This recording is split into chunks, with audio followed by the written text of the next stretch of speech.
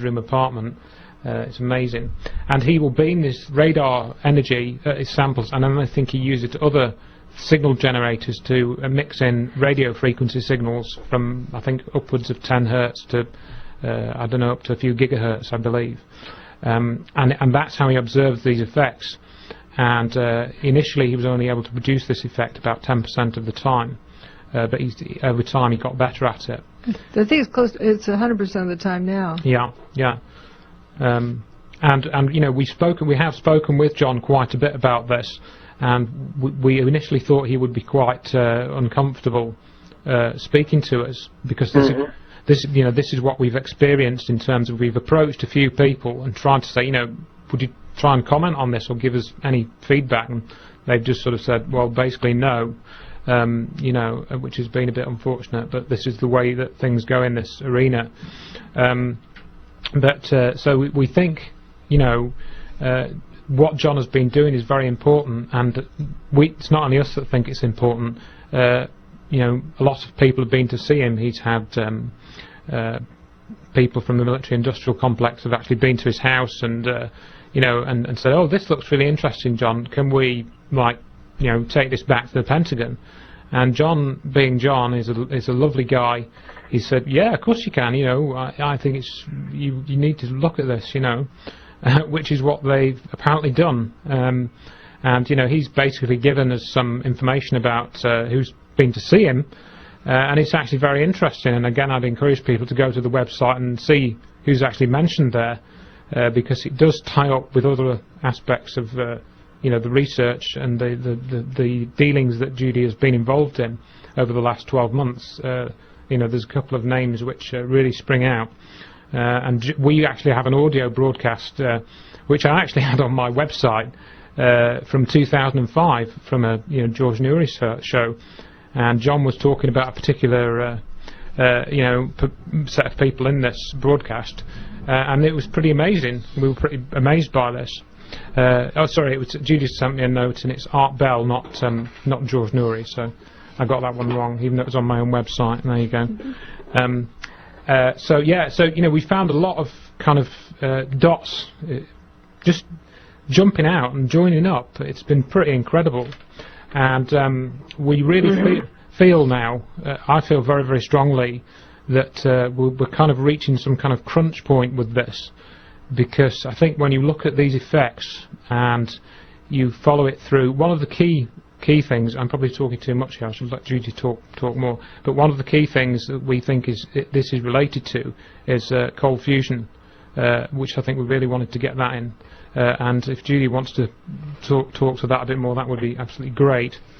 Yes, one thing I would like to point out, it isn't necessarily a huge amount of energy that must be put into the system.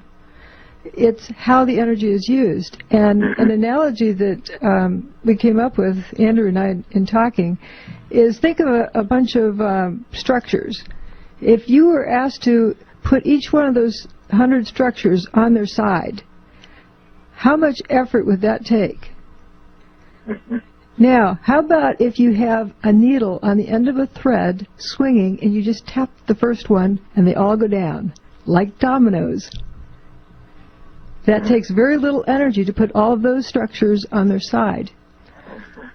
And what this Hutchison effect apparently does is something very similar to that. It just starts off a reaction which then continues and takes off. So you don't need much energy, it's the type of energy.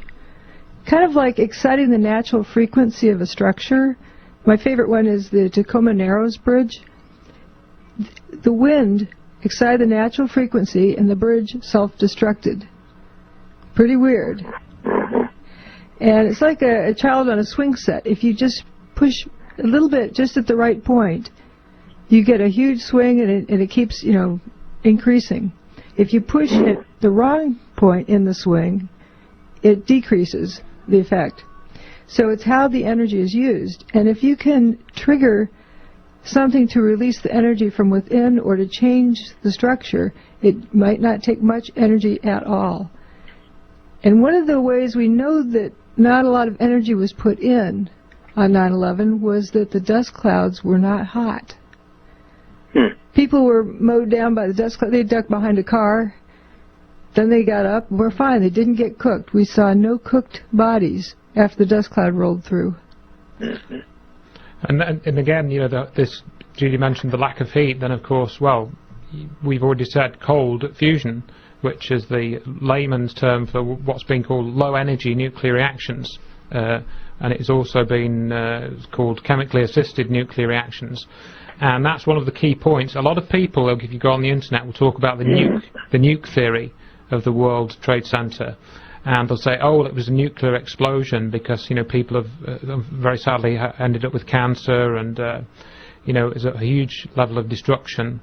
And Judy's talk, which we've also now got on the internet, and you can find it on Google Video, called The New Hiroshima, that will, you know, go through a lot of this data, but before we actually latched onto the Hutchison effect, and before she latched onto that.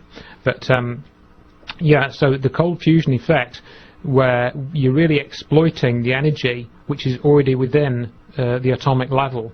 And to go back to the domino analogy that Judy mentioned, the way I kind of think of it is that if you take a piece of metal, a steel bar or an aluminium bar, at the atomic level, that's actually what's called a crystal lattice, and so the atoms in that metal are arranged in like a lattice, which is like a grid, sort of 3D grid structure. Now, something in nature has to use energy to arrange these atoms into a grid structure, and if you can find some property of physics to kind of break up that lattice structure and make it into a molecular, or an atomic rather, domino toppling effect, that's what we think is actually happening with this sort of destruction. It's at that sort of level, if I can explain like that. In September of 2005, the National Institute of Standards and Technology issued their final report. And I know that Judy and Dr. Morgan Reynolds have sued them because under the Data Quality Act, and said that they just got it wrong. What has happened with that suit? Very good question. With the to the Data Quality Act and the request for corrections, they have now answered my appeal as of 2 days ago. Oh, is that right? And it's interesting that it contradicts the previous one. The one that I had sent my appeal in August to, they said, oh, there was no conflict of interest with ARA. Yeah, okay, you have to prove to us that ARA really does manufacture directed energy weapons. And I had done that. Now they said, well, it doesn't matter because we specifically told ARA not to investigate what happened. What? It's crazy. Willful negligence? Willful blindness. Willful blindness, yeah. That, they've said earlier that there was no corroborating evidence for deliberate destruction of the towers. But here they're saying they specifically told their contractors not to investigate what happened. I think that's amazing. Yeah, absolutely, it is. And I think one of the things I'll just mention is in relation to the legal cases. One of the names which came up, anyone can go onto the internet and find Dr. Wood